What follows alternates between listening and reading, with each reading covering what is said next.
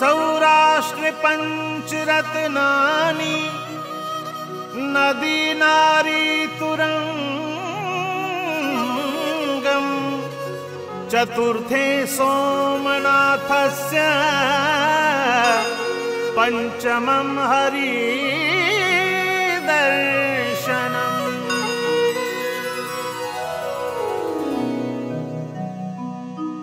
સૌરાષ્ટ્ર કાઠિયાવાડના સાંસ્કૃતિક દસ્તાવેજના શબ્દશિલ્પી, લોક સાહિત્ય સંસ્કૃતિના કર્મી, ધર્મી અને મર્મી શબદ ઝવેરી ઝવેરચંદ મેઘાણી વિરાટ સારસ્વત અને સમર્થ સાહિત્યકાર, લોક સાહિત્ય સંશોધક, ધ્યેયનિષ્ઠ પત્રકાર, નાટ્યકાર, સ્વાતંત્ર્ય સેનાની, ગુર્જર અસ્મિતાના જ્યોતિર્ધર, વીર કવિ એવા રાષ્ટ્રીય શાયર ઝવેરચંદ મેઘાણી.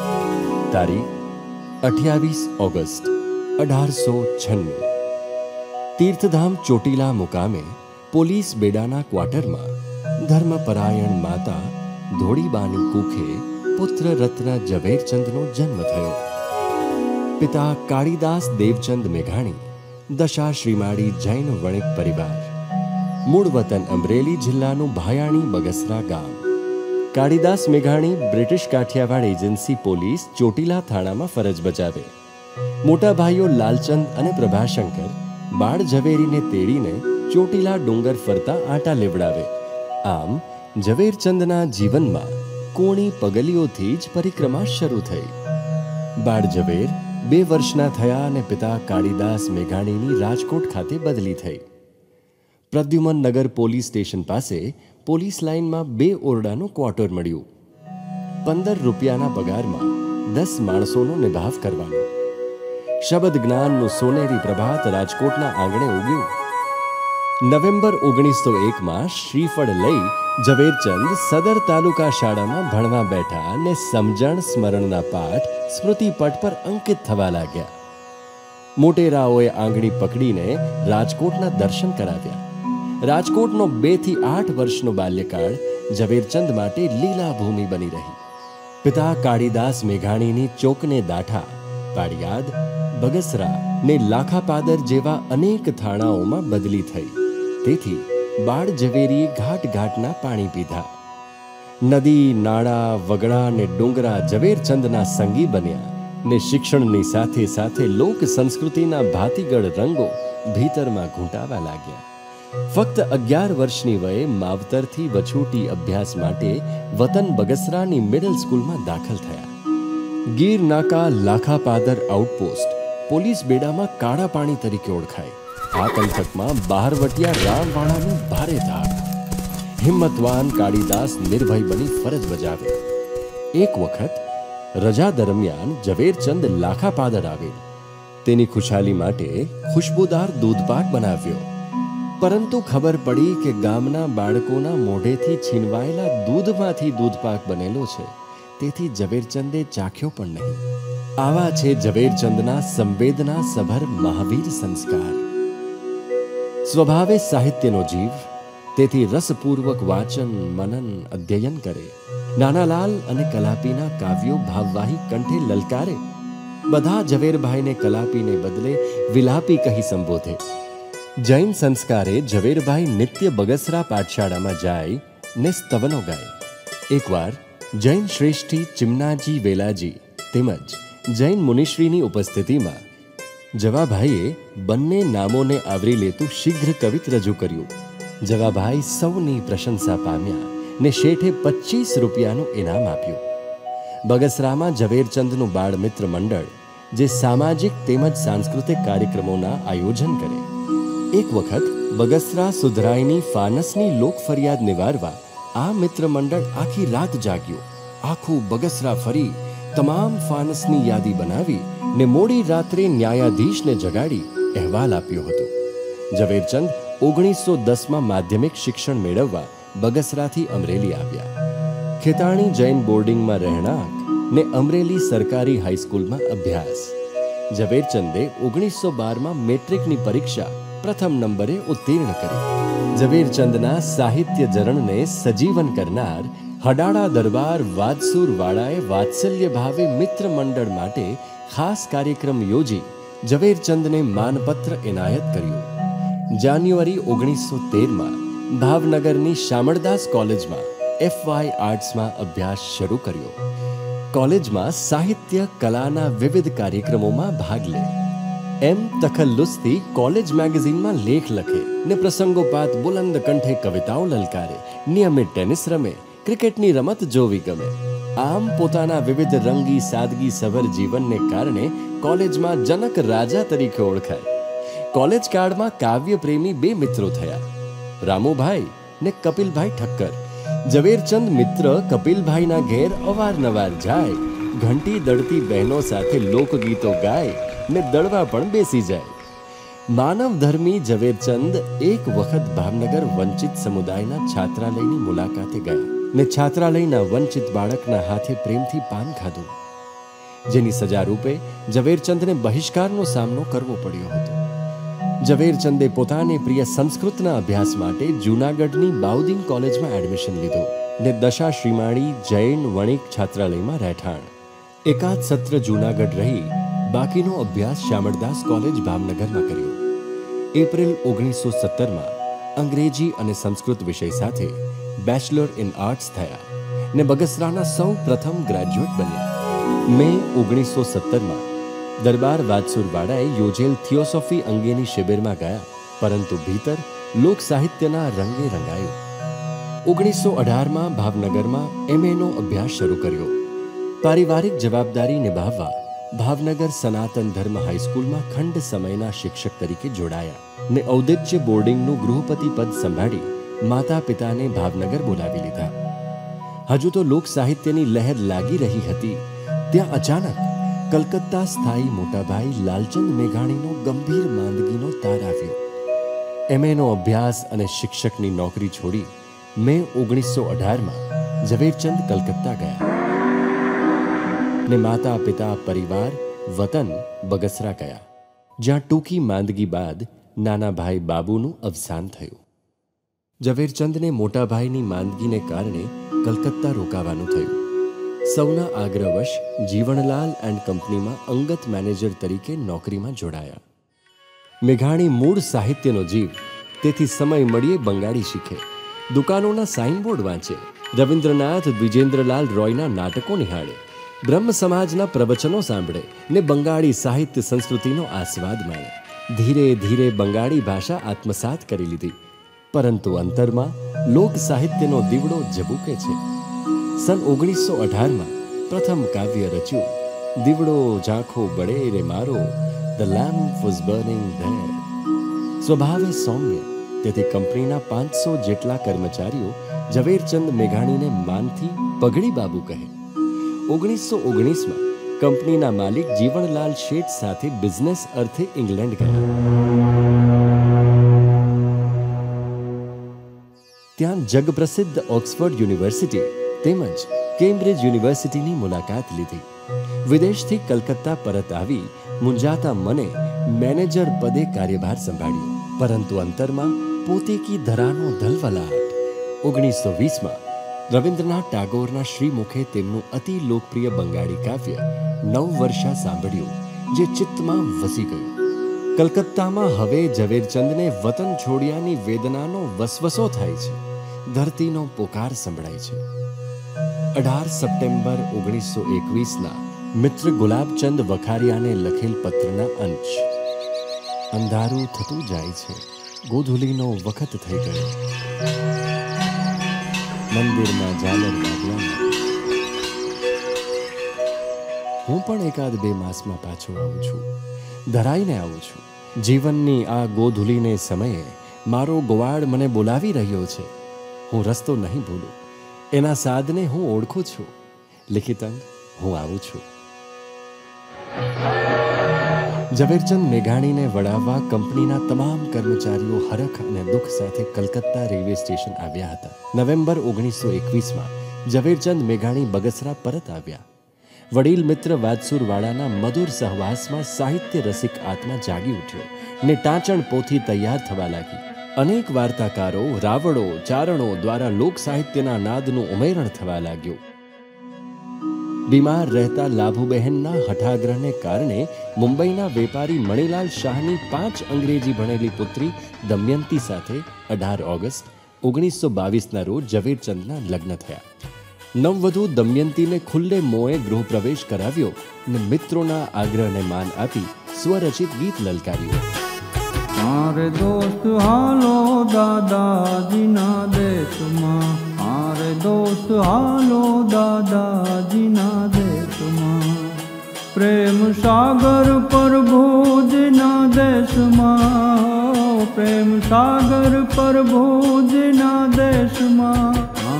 રાણપુરમાં અમૃતલાલ શેઠે સૌરાષ્ટ્ર સાપ્તાહિક શરૂ કરેલ, જેમાં ઝવેરચંદે મોતીની ઢગલીઓ અને ચોરાનો પોકાર 2 લેખ મોકલ્યા હતા.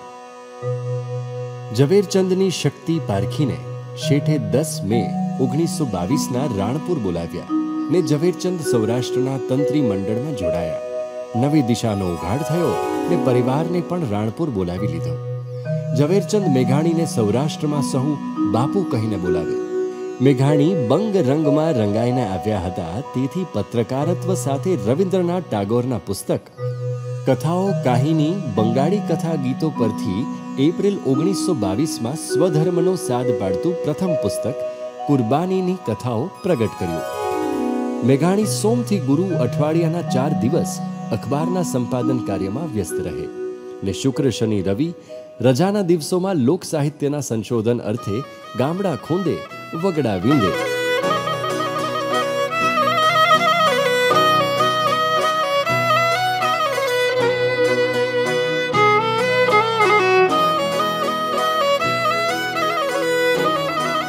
ફેબ્રુઆરી 1923માં લોક સાહિત્યની પ્રસાદી ડોસીમાની વાતો પુસ્તક પ્રસિદ્ધ કર્યું. 1923માં ઘેર પારણું બંધાયું. પુત્ર મહેન્દ્રનો જન્મ થયો. વીરતા, પ્રેમ અને બલિદાનોની ગૌરવગાથા સૌરાષ્ટ્રની રસધાર ભાગ 1 થી 5 1923 થી 1927 દરમિયાન પ્રસિદ્ધ કર્યા ને લોક સાહિત્યના સંશોધક ઉપાસક તરીકે જાણીતા થયા.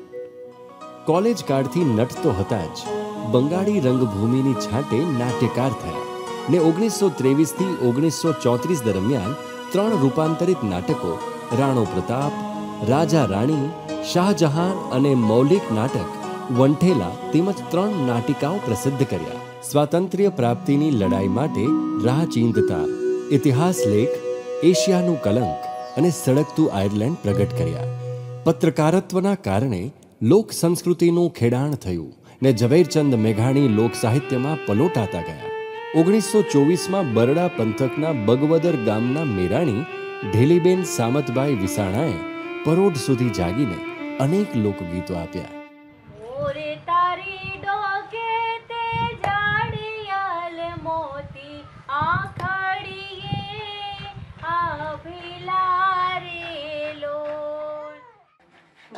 કરે છે આપણા ઘરની વાત, જો વહુવે વગોયવા મોટા ખોરેડા રે લોટ, ગામમાં પિયર ને ગામમાં સાસરું રે લોટ.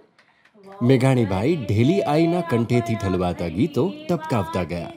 છિન્ન ભિન્ન સ્વરૂપે પડેલા ગીતોનું કાવ્ય તત્વ પકડી લોકગીત રાસ ગરબાનો સંગ્રહ રઢિયાળી રાત ભાગ 1 થી 3 1925 થી 1927માં અને ભાગ 4 1942માં પ્રસિદ્ધ કરી ઢેલીબહેનને અર્પણ કર્યો.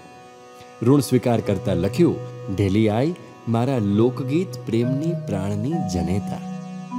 લોક સાહિત્યની લગ્નીમાં 1925-26ના અરસામાં મેઘાણીએ સૌરાષ્ટ્રનું સંપાદન કાર્ય છોડવા વિચાર્યું હતું. ઠક્કર બાપાના આગ્રહવશ સૌરાષ્ટ્ર સાપ્તાહિક છોડ્યું નહીં, પરંતુ નિવાસ ભાવનગર કર્યું. આ જ અરસામાં પિંગળશીભાઈ નરેલા, દુલાભાયા કાગ, ગગુભાઈ લીલા વગેરેનો સંપર્ક થતા લોક સાહિત્ય ક્ષેત્રે અનેરો ઉઘાડ થયો. 1927માં ભાવનગર નિવાસે અતિ લોકપ્રિય ગીતની રચના કરી શિવાજીનું હાલરડું. આવયા ભમાવું ગેલ ચાંદલો ને જી બાઈ ને આગા બાળ રે જીજા બાઈ ને આગાય બાળ એ જ બાલુડા ને માત હી સોળે. હળવી ફૂલ દાદાજીની વાતો તેમજ અન્યાય સામે લડતા મર્દોની કંઠસ્થ લોકકથાઓને ગ્રંથસ્થ કરી સોરઠી બહારવટિયા ભાગ 1 થી 3 1927 થી 1929 દરમિયાન પ્રસિદ્ધ કર્યા. વ્રતકથાઓ અને ગીત કથાઓને શબ્દોમાં મઢી કંકાવટી ભાગ 1 તથા ભાગ 2 1927-1928 પ્રગટ થયા. લોક સાહિત્યના સંશોધન અર્થે ઝવેરચંદ મેઘાણી અને દુલાભાયા કાગ ગીરના જંગલમાં રાતવાસો કરી રહ્યા હતા. અચાનક રીડ પડી ને જીવંત કવિતા પ્રગટી.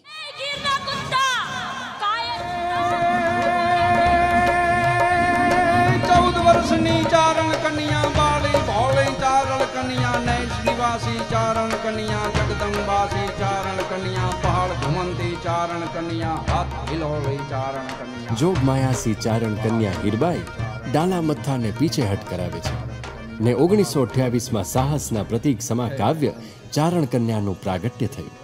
લોકગીતો તેમજ લગ્ન ગીતોનો સંગ્રહ ચૂંદડી ભાગ 1 તથા ભાગ 2 1928 અને 1929 પ્રસિદ્ધ થયા.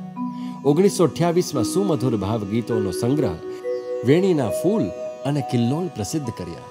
હાલરડા લોકગીતોનું સંપાદન કર્યું તેમજ સંશોધન યાત્રાનું પુસ્તક સૌરાષ્ટ્રના ખંડેરોમાં તેમજ ઋતુગીતો પ્રકટ કર્યા.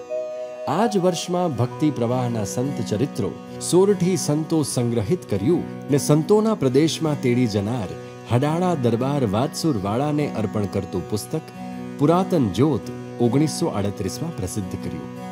1929ની 16 અને 17 માર્ચે અમદાવાદ સાહિત્ય સભાનો રજત મહોત્સવ કાર્યક્રમ યોજાયો. અનેક વિદ્વાન સાહિત્યકારોની ઉપસ્થિતિમાં ઝવેરચંદ મેઘાણીને લોક સાહિત્યના મૌલિક અને વિશિષ્ટ સંશોધન બદલ વર્ષ 1928નો પ્રથમ રણજીતરામ સુવર્ણચંદ્રક એનાયત થયો. આ જ અરસામાં પિતા કાળીદાસ મેઘાણીનું અવસાન થયું. 1930માં ભાવનગર છોડી ફરી રાણપુરમાં સ્થાયી થયા. સ્વતંત્રતા સંગ્રામ નિમિત્તે સંઘ લલકાર સમો 15 શૌર્ય ગીતોનો સંગ્રહ સિંધુડો બહાર પાડ્યો. 6 એપ્રિલ 1930ના સવિનય કાનૂન ભંગના દિવસે 10,000 નકલ છપાઈ. રણ ઘેલુડા સિંધુડાના શક્તિપાતે પ્રચંડ લોકજુવાળ ઊભો થતા બ્રિટિશ સરકારે સિંધુડો જપ્ત કર્યો. 28 એપ્રિલ 1930ના ભડતા નામે કલમ 107 મુજબ રાજદ્રોહના આરોપસર ઝવેરચંદ મેઘાણીની ધરપકડ કરી. ધંધુકા ડાક બંગલા ખાતે વિશેષ અદાલત ઊભી કરી. હકડે ઠઠ મેદની વચ્ચે મેજિસ્ટ્રેટ ઈસાણી સમક્ષ બચાવ પક્ષમાં છેલ્લી પ્રાર્થના ગાવાની મંજૂરી મળી.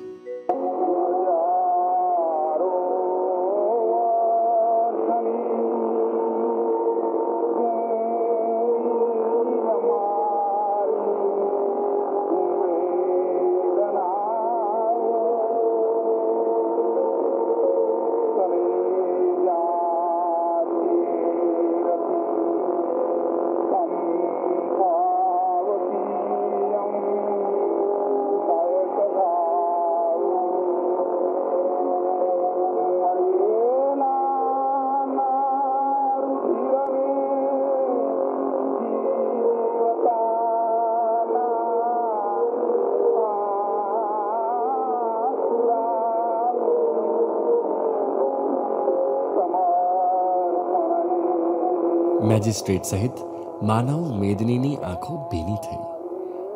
29 એપ્રિલ 1930ના મેજિસ્ટ્રેટ ઈસાણીએ ઝવેરચંદ મેઘાણીને 2 વર્ષની કારાવાસની સજા ફરમાવી. જેલવાસ દરમિયાન સરદાર વલ્લભભાઈ પટેલ, મહાદેવભાઈ દેસાઈ, અબ્બાસ અલી તૈયબજી, રવિશંકર મહારાજ અને દેવદાસ ગાંધી સહિત અનેક સ્વાતંત્ર્ય સેનાનીઓ સાથી હતા. મેઘાણીને જેલરની ઓફિસમાં કારકુનનું કામ મળ્યું ને જેલની બારી મુલાકાત નામના કરુણ સંપર્કનું માધ્યમ બની. દમયંતી બહેન જેલમાં પત્ર વ્યવહાર કરે અને બાળકો સાથે મુલાકાતે પણ આવે. મેઘાણીએ દમયંતી બહેનને સંબોધીને કાવ્ય રચ્યું. ધન્ય મુજ ગૃહલક્ષ્મી સુખધામ, ધન્ય મુજ કામધેનુ વિશ્રામ. અંગ્રેજી કાવ્ય સમબડીઝ ડાર્લિંગનો ભાવાનુવાદ કોઈનો લાડકવાયો દુખતી આંખે રચાયું તેમજ સૂના સમદરની પાડે અમારે ઘર હતા વાલા હતા જેવા અમર ગીતોની જેલમાં રચના કરી. ગાંધી ઇરવિન કરારને પરિણામે સંધિ થતા 9 માર્ચ 1931ના જેલમાંથી મુક્ત થયા. પરંતુ દમયંતી બહેન શારીરિક આધિ વ્યાધિથી ઘેરાઈ ગયા. મેઘાણી ફરી પત્રકારત્વ અને લોક સાહિત્ય સંશોધનના પંથે કાર્યરત થયા ને 1931માં 16 ગીત કથાઓ તેમજ વાર્તા સંગ્રહ ચિતાના અંગારા ખંડ 1 અને ખંડ 2 1932માં પ્રસિદ્ધ કર્યા. ગાંધીજી બીજી ગોળમેજી પરિષદમાં ભાગ લેવા ઇંગ્લેન્ડ જઈ રહ્યા હતા. તેની મનોવ્યથા નિરૂપણ કરતું કાવ્ય છેલ્લો કટોરો 27 ઓગસ્ટ 1931ના લખી સૌરાષ્ટ્રમાં છાપ્યું.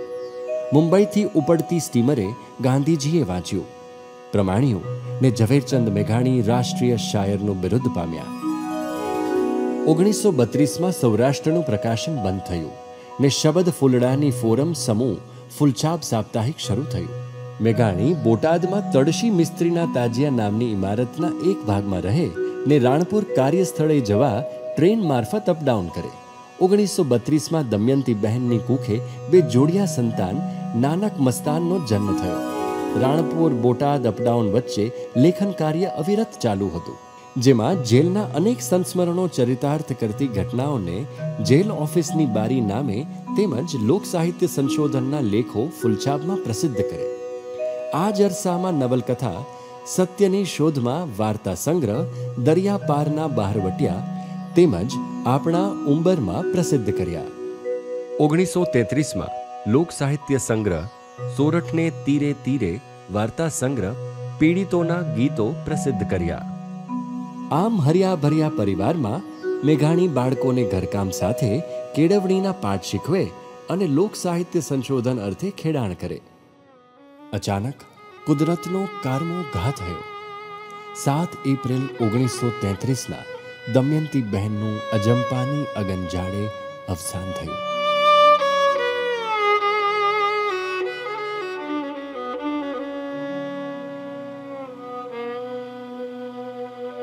ઝવેરચંદના જીવનમાં ઝંઝાવાત સર્જાયો.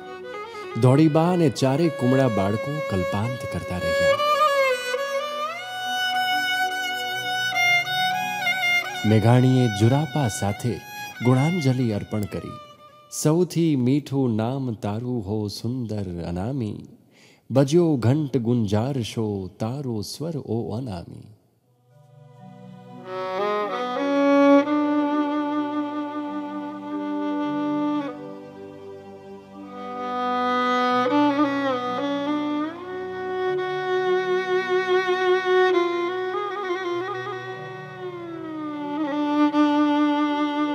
ચૌદમા દિવસે ધોળીબા સાથે જોડિયા નાનક મસ્તાનને કલકત્તા લાલચંદભાઈ પાસે મોકલી મહેન્દ્ર ઇન્દુને લઈ મેઘાણી મુંબઈ આવ્યા ને બાબુલનાથ પાસે આવેલ નગીનદાસ મેન્શનમાં રહેણાંક શરૂ કર્યું.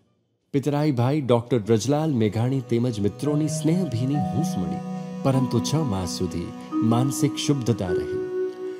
આંગણાઓ જાણે થીજી ગયા. સર્જન ગતિ મંદ પડી. 1933ના અંતે મુંબઈના સોરાબજી તાતા પેલેસમાં કવિવર રવિન્દ્રનાથ ટાગોર સાથે મેઘાણીની મુલાકાત થઈ. મેઘાણીએ કવિવરને સોરઠી શૃંગાર સાથે શૌર્ય રસના ભરપૂર ઘૂંટણા પાયા.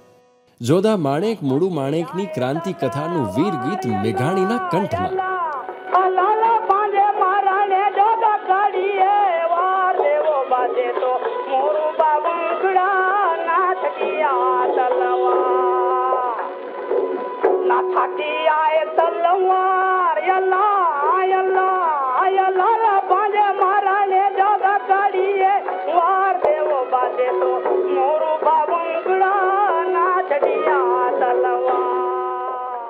કવિવરે પ્રભાવિત થઈ મેઘાણીને શાંતિ નિકેતન આવવા નિમંત્રણ પાઠવ્યું.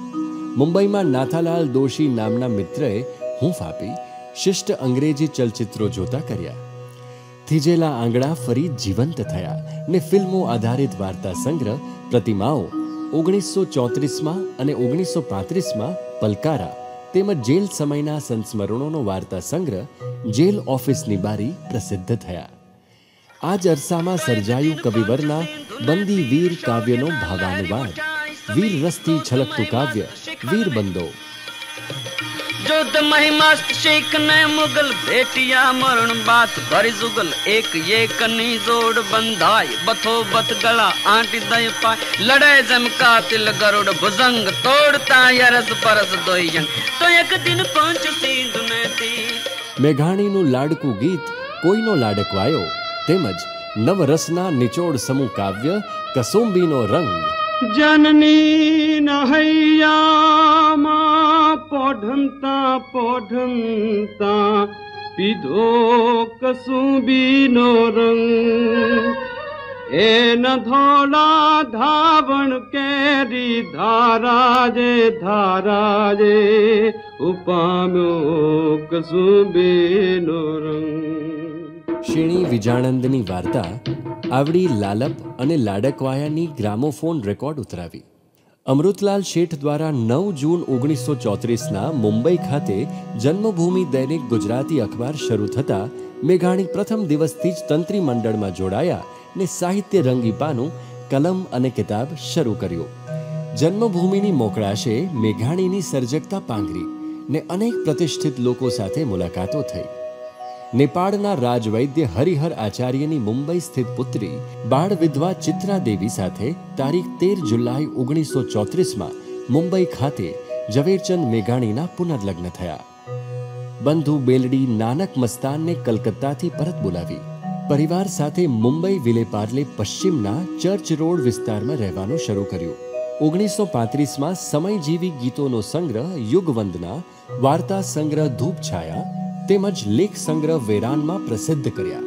1936માં રાણપુર ખાતે ફુલછા પ્રકાશન બંધ થવાની સ્થિતિ સર્જાતા મેઘાણીએ જન્મભૂમિ અખબાર છોડી રાણપુર ફુલછાબનું તંત્રીપદ સંભાળી લીધું ને બોટાદના નાનકડા નિવાસમાં સહપરિવાર રહેવાનું શરૂ કર્યું. મેઘાણી બોટાદથી રાણપુર ટ્રેનમાં અપડાઉન કરે. ફુલછાબમાં અનેક ચુનંદા સાથીઓ મળ્યા. તેથી મેઘાણીએ પત્રકારત્વ ક્ષેત્રે નવા કલેવર ધરી અનોખી ભાત પાડી ને ફુલછાબની ફોરમ ચો તરફ મગમગવા લાગી. આ અરસામાં નવલકથા નિરંજન પ્રગટ કરી. હક અને સત્ય માટે મેઘાણી કાયમ લડાયક હતા. 1934 આસપાસ મેઘાણીના સ્વરચિત સંપાદિત લોકગીતોનું રેકોર્ડિંગ વિદેશી ગ્રામોફોન કંપનીએ વગર પરવાનગીએ કરેલ. મેઘાણીને જાણ થતાં જ કોપીરાઇટના ભંગ બદલ કોર્ટમાં દાદ માંગી. મેઘાણીએ સચોટ દલીલો પુરાવા રજૂ કરતા સામા પક્ષે સમજૂતી કરવી પડી હતી. અન્ય ઘટનામાં એક માથાભારે ગુંડાએ બોટાદ રેલવે સ્ટેશને હુમલો કરવા પ્રયત્ન કરતા લાગણી વેળાને નેવે મૂકીને મેઘાણીએ તેની જાહેરમાં ધોલાઈ કરી હતી. મેઘાણી કટાર લેખ સાંબેલાના સુરમાં ભલભલા ચમરબંધીઓની ખબર લઈ નાખતા. સ્વબચાવના એ જમાનામાં આવશ્યકતા રૂપે તેઓ લાયસન્સવાળી રિવોલ્વર પણ રાખતા હતા. સોરઠી જીવનની જનકથા, સોરઠ તારા વહેતા પાણી અને વસુંધરાના વહાલા દવલા નવલકથા 1937માં પ્રસિદ્ધ કરી. દ્રોણ નજીક ભૂચર મોરી રણમેદાને ખેલાયેલ ભીષણ યુદ્ધની ઐતિહાસિક નવલકથા સમરાંગણ તેમજ નવલકથા અપરાધી 1938માં પ્રસિદ્ધ કરી. લોહાણા બોર્ડિંગ રાજકોટ ખાતે તારીખ 21, 22, 23 મે 1938 દરમિયાન 5મું અખિલ હિન્દ ચારણ સંમેલન યોજાયું. વિવિધ પ્રદેશોના વિદ્વાન ચારણોની ઉપસ્થિતિમાં ઝવેરચંદ મેઘાણીએ સ્વરચિત દેશપ્રેમના શૌર્ય ગીતો સંભળાવ્યા.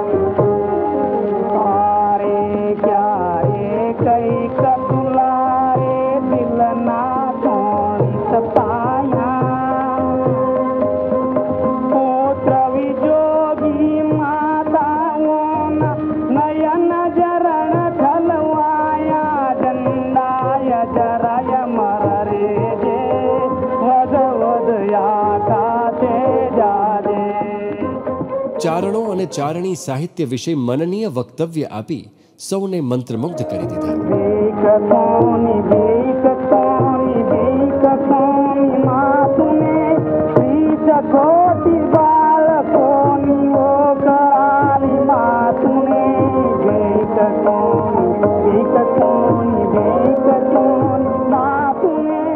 લીંબડી રાજકવિ શંકરદાનજી દેથા મેઘાણીને પ્રેમથી ભેટતા બોલ્યા કળજગ નક્કી આવી પૂગ્યો છે ભાઈઓ, નહીતર એક વાણીઓ બોલે ને 1000 જેટલા ચારણ મૂંગા મોઢે 1.5 કલાક સુધી સાંભળે ખરા? મેઘાણીએ વિનમ્ર ભાવે કહ્યું, વિદ્યા તો તમારી જ છે, હું તો ટપાલી માત્ર છું. 1939માં ઉચ્ચ શિખર સમી નવલકથા વેવિશાળ, બિડેલા દ્વાર તેમજ ધરતીનું ધાવણ લોક સાહિત્ય ખંડ 1 પ્રગટ કર્યા. 1940માં એકતારો, તુલસી ક્યારો અને નવલકથા ગુજરાતનો જય ભાગ 1 અને ભાગ 2 1942માં પ્રગટ કર્યા. મેઘાણીનું સ્વાસ્થ્ય કથળતું જતું હતું. જાન્યુઆરી 1941ની જન્મભૂમિની કોલમ કલમ અને કિતાબ બંધ કરી. કવિવર રવિન્દ્રનાથ ટાગોરનું નિમંત્રણ નિભાવવા 12 માર્ચ 1941ના કલકત્તા શાંતિ નિકેતન ખાતે વિદ્યાર્થી સંમેલનમાં ગયા. યુરોપિયન ગેસ્ટ હાઉસ રતન કુટીમાં આદરભેર ઉતારો મળ્યો. તારીખ 13 માર્ચથી 17 માર્ચ દરમિયાન અંગ્રેજીમાં લોક સાહિત્યના શ્રેણીબદ્ધ 4 વ્યાખ્યાનો આપ્યા. Folk song of Gujarat, Tales told in verse, The Bardic Lore, Folklore a living force. આંતર પ્રાંતીય લોક સાહિત્યને આંતરરાષ્ટ્રીય લોક સાહિત્ય સાથે સરખાવી ઉપસ્થિત દેશ વિદેશના વિદ્યાર્થીઓ, અધ્યાપક ગણ સૌ ભાવ વિભોર થયા ને મેઘાણીને માનપત્ર મળ્યા. અમદાવાદમાં થયેલા કોમી રમખાણોની પ્રતિક્રિયા રૂપે મુખડા ક્યાં દેખો દર્પણ મેં વ્યંગચિત્ર દોરી મેઘાણીએ 25 એપ્રિલ 1941ના ફૂલછાપમાં પ્રગટ કર્યું. 2 કોમો વચ્ચે ધિક્કાર ફેલાવવાના ખોટા આરોપસર મેઘાણીની ધરપકડ કરી. મેઘાણી ઝૂક્યા નહીં, અડીખમ બનીને ભદ્રની કોર્ટમાં લડ્યા ને 9 સપ્ટેમ્બર 1941ના નિર્દોષ જાહેર થયા. 28 ઓગસ્ટ 1942ના બ્રિટિશ સરકારે ફૂલછાપ અંક જપ્ત કરી પ્રતિબંધ મૂક્યો. મેઘાણીએ કર્મચારીઓની રોજીરોટી અર્થે છાપખાનું ચાલુ રાખી 6 પાક્ષિક પુસ્તિકાઓ છાપી. 3 માસ બાદ ફૂલછાપ શરૂ થતાં ફરી બીજી 6 પુસ્તિકાઓ છાપી. આ જ અરસામાં મેઘાણીની નવલિકાઓ ભાગ 1 તથા ભાગ 2 પ્રસિદ્ધ કર્યા. સુરતમાં સ્વર્ગસ્થ કમળાશંકર પ્રાણજીવન વ્યાખ્યાનમાળામાં લોક સાહિત્ય પગદંડીનો પંથ વ્યાખ્યાન આપી પુસ્તક સ્વરૂપે પ્રગટ કર્યું. અમદાવાદ વર્નાક્યુલર સોસાયટીમાં ચારણો અને ચારણી સાહિત્ય વિશે વ્યાખ્યાનો આપી 1943માં ગ્રંથ રૂપે પ્રસિદ્ધ કર્યું. આ જ અરસામાં કવિતા સંગ્રહ બાપુના પારણા પ્રગટ કર્યો. નવલકથા પ્રભુ પધાર્યા, જીવનકથા આપણા ઘરની વધુ વાતો તેમજ ઇતિહાસ લેખ ધ્વજ મિલાપ, સાંબેલા અને અજબ દુનિયા પ્રગટ કર્યા. 24 થી 28 ઓગસ્ટ 1943ના મુંબઈ યુનિવર્સિટીના કોન્વોકેશન હોલ ખાતે ઠક્કર વસંતજી માધવજી વ્યાખ્યાનમાળામાં વિશાળ જનમેદની વચ્ચે લોક સાહિત્યના વ્યાખ્યાન સાથે લોકગીત લલકાર્યા.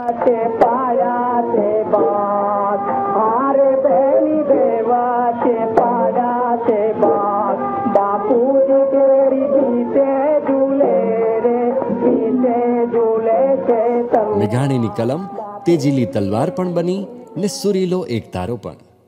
મે 1944માં ગાંધીજીને મળ્યા ને ગાંધી ગીતો રજૂ કર્યા. મારા બાપુની એક વાત માની હો રાજ, રેટિયો તારણ હાર. મારા બાપુની એક વાત માની હો રાજ. આ જરસામાં જીવન ચરિત્ર દયાનંદ સરસ્વતી તેમજ સાહિત્ય સામગ્રી સંચય પરિભ્રમણ ભાગ 1 અને પરિભ્રમણ ભાગ 2 અને ભાગ 3 1947માં પ્રસિદ્ધ કર્યા. રવિન્દ્રનાથનો કાવ્ય સંગ્રહ સંચયિતા વર્ષોથી નિત્ય સંગીની બની મેઘાણીના હૃદયમાં રમણ કરે. કવિવરના નિધન બાદ તેમની 3જી પુણ્યતિથિએ 65 અનુકૃતિઓનો કાવ્ય સંગ્રહ રવિન્દ્ર વીણા પ્રગટ કર્યો. આ ભાવાનુવાદ સંગ્રહનું અતિ પ્રસિદ્ધ કાવ્ય નવી વર્ષા. 23 વર્ષનું પત્રકાર જીવન છોડી 30 સપ્ટેમ્બર 1945ના ફૂલછાપ અખબારના તંત્રી પદેથી મુક્ત થયા ને ભાંગેલી તબિયતે સાહિત્ય યાત્રા ચાલુ રાખી. આ જ અરસામાં લોકકથા સંપાદનમાં શાસ્ત્રીય અભિગમ ધરાવતો સંગ્રહ રંગ છે બારોટ પ્રસિદ્ધ કર્યો. રવિશંકર મહારાજની મનોયાત્રાને આલેખતું જીવનચરિત્ર માણસાઈના દીવા 1945માં પ્રસિદ્ધ કરી સરદાર વલ્લભભાઈ પટેલને અર્પણ કર્યું ને 1946માં શ્રેષ્ઠ પુસ્તક તરીકે મહિડા પારિતોષિકથી મેઘાણી સન્માનિત થયા. 28 ઓગસ્ટ 1946ના મેઘાણીને 50 વર્ષ પૂર્ણ થતા ઉમાશંકર જોશીને ત્યાં સાદગીપૂર્વક જન્મદિવસ ઉજવી ધરાઈને સંતવાણી પીરસી. સ્વર્ગસ્થ દમયંતીબેનના 4 સંતાનો તેમજ ચિત્રાદેવીના 5 સંતાનો, 6 પુત્રો અને 3 પુત્રીઓના હર્યા ભર્યા પરિવારની સુખાકારી માટે 2 ગાય લીધી ને ઘરકામ વધાર્યું. આ જ વર્ષમાં લોક સાહિત્યની અભિનવ શોધન કથા પરકમ્મા, વાર્તા, વિલોપન, ઇતિહાસ લેખો, લાલ કિલ્લાનો મુકદ્દમો અને સાંબેલાના સુર તેમજ સાહિત્યની સિદ્ધાંત ચર્ચાના આદ્ય ગ્રંથ સમાન લોક સાહિત્યનું સમાલોચન પ્રગટ કર્યા. મેઘાણી એક મિત્રને પત્રમાં જાણે આગમવાણી લખે છે. હું તો શરીર ગુમાવી બેઠો છું, કાંઈ ભરોસો નહીં, છતાં સમાપ્તિ તરફ તો singing a song marching along ગાતા ગુલાબી તોરથી આગે કદમ. ગુજરાત સાહિત્ય પરિષદનું 16મું અધિવેશન તારીખ 18-19-20 ઓક્ટોબર 1946ના ધર્મેન્દ્રસિંહજી કોલેજ રાજકોટ ખાતે યોજાયું. સમર્થ સારસ્વતોની ઉપસ્થિતિમાં મેઘાણીએ સાહિત્ય વિભાગના પ્રમુખ તરીકે સુંદર વ્યાખ્યાન આપી સૌ સાહિત્ય રસિકોને પ્રોત્સાહિત કરવા કહ્યું. We are the music makers, સમન્વય સાધનારા માધુર્યના સર્જકો. આ અરસામાં ઝવેરચંદ મેઘાણીની ઓલ ઇન્ડિયા રેડિયો મુંબઈના સ્ટેશન ડિરેક્ટર સાથે મુલાકાત યોજાઈ ને સૈદ્ધાંતિક કારણસર છૂટા પડ્યા. પરંતુ પાછળથી મેઘાણીને માનભેર મુંબઈ બોલાવી વિરાસત રૂપી 2 કલાકનું રેકોર્ડિંગ કર્યું. મુંબઈમાં કોમી હુલ્લડો ફાટી નીકળ્યા, જેમાં સાધુચરિત પિતરાઈભાઈ ડૉક્ટર બ્રજલાલ મેઘાણીની તારીખ 10 જાન્યુઆરી 1947ના રોજ કરપીણ હત્યા થઈ. મેઘાણીને મોટો આઘાત લાગ્યો. મેઘાણીના ચિત્તની વ્યગ્રતા પારખી સ્નેહી રતિભાઈ જાટકિયા મેઘાણીને વિમાન પ્રવાસ દ્વારા મુંબઈથી દિલ્હી લઈ ગયા. મુંબઈથી દિલ્હી એરોપ્લેનની પ્રથમ મુસાફરીમાં પૃથ્વી માતાનું વિરાટ દર્શન કરી પાવન થયા. દિલ્હીમાં બંધારણ સભાની મુલાકાત લીધી. મેઘાણીની નાદુરસ્ત તબિયત છતાં લોક સાહિત્ય આત્મકથન, છેલ્લું પ્રયાણ, સોરઠિયા દુહા, વસંત રજબ સ્મારક ગ્રંથનું સંપાદન કર્યું ને નવલકથા કાળચક્ર લખાઈ રહી હતી. મેઘાણીની શોધયાત્રા લોક સાહિત્ય, ચારણી સાહિત્ય અને અંતે સંત સાહિત્યમાં વિરામ પામે છે. મેઘાણીએ 1922થી 1947 26 વર્ષના ગાળામાં 100થી વધારે સાહિત્ય સર્જનો આપ્યા. અનેક પુસ્તકોના રેકોર્ડ બ્રેક પુનર્મુદ્રણ થયા. એકલ પંડે 1 યુનિવર્સિટી જેટલું કામ કરી સાહિત્યના તમામ ક્ષેત્રે ખેડાણ કર્યું ને તે જ નક્ષત્ર બની છવાયા. 9મી માર્ચની સવારથી જ મેઘાણીને છાતીમાં ભારે દર્દ થતું હતું. તેમ છતાં બોટાદ પ્રાથમિક શાળા શિક્ષક સંઘના સમારંભમાં ઉદ્બોધન આપ્યું. મેઘાણીને યુવાન વયથી જ સંતવાણી તરફ જીવંત અનુરાગ, જેના અંતિમ પરિપાક રૂપે પુસ્તક સોરઠી સંતવાણી છપાયું ને પ્રથમ વખત ભજનો લિખિત રૂપે શાસ્ત્રીય રીતે પ્રાપ્ત થયા. પરંતુ પ્રવેશકના પ્રૂફ જોવા બાકી રહ્યા. 1947ની 9મી માર્ચની રાત ગોજારી બનીને આવી. હૃદય રોગનો જીવલેણ હુમલો આવ્યો ને મેઘાણી ચીર નિદ્રામાં પોઢી ગયા.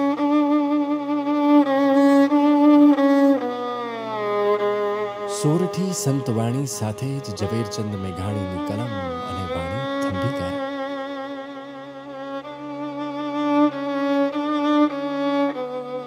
લોક અને લોક સાહિત્ય હિબકે ચડ્યા. છંદા ગીતાન સોરઠા હરે જોન સોરઠ સરવાણી તે રોયા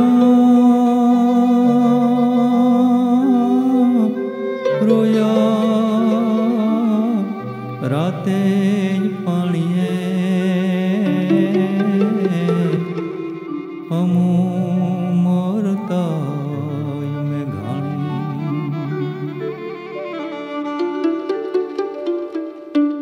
મૂલ્યનિષ્ઠ માનવી મેઘાણી, સર્જક મેઘાણી, પત્રકાર મેઘાણી અને લોકવિદ્યાવિદ મેઘાણી, શબદ ઝવેરી ઝવેરચંદ મેઘાણીની સાહિત્ય ચેતના સદાય પ્રજ્વલિત રહેશે.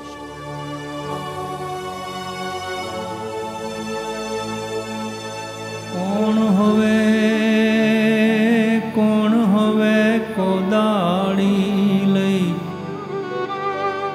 ધરતી પર ડંડોડે, એ કોણ શમશાન જગાળી ખપી ગયા ને ખોળે.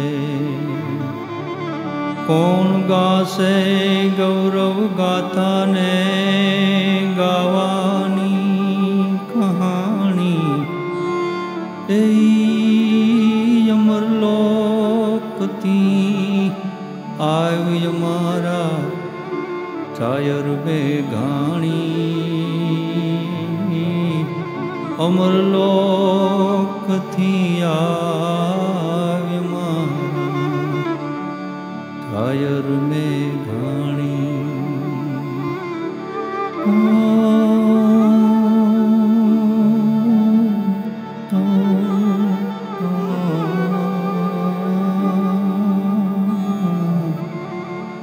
Hey